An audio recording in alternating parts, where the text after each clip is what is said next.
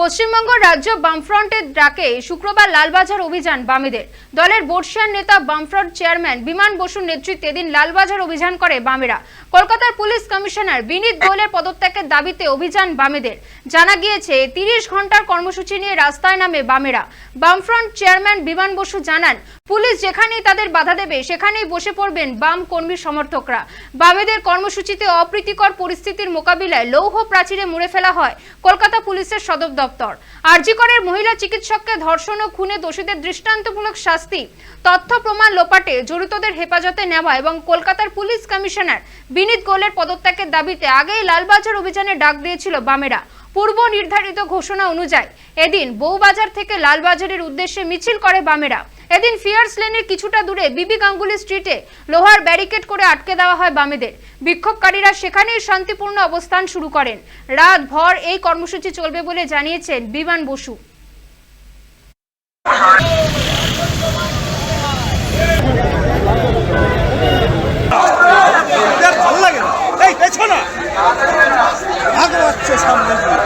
কেউ ওনার পদত্যাগ চাননি, ওনার পুলিশ কমিশনের পদত্যাগ চেয়েছেন।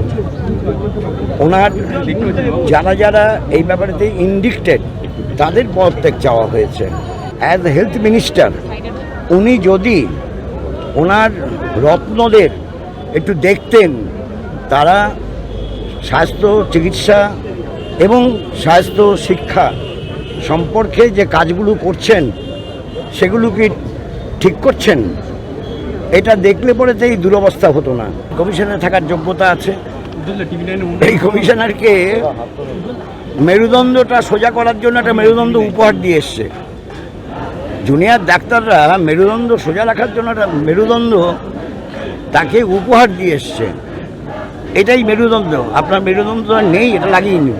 আরজিকরের যে নৃশংসতম হত্যাকাণ্ড সংঘটিত হয়েছে, সেই দোষীদের শনাক্ত করে আজও পর্যন্ত বিচারের দোরগোড়ায় দাঁড় করাতে পারেনি না আমাদের দেশের সিবিআই, যারা হস্তক্ষেপ যাদের উপরে আছে, এবং রাজ্য সরকারও কোনো প্রকার দায়িত্ব তারা নিচ্ছে না।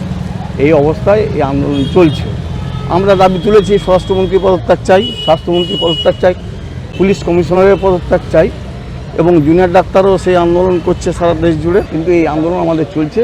আমরা আবার নতুন করে সেই আন্দোলনটা লালবাজারে অবস্থানের মধ্য দিয়ে 30 ঘন্টার অবস্থান আজ থেকে শুরু হচ্ছে, কাল পর্যন্ত চলবে। সেই অবস্থান করে সেই দাবি সনদও আমরা রাখব।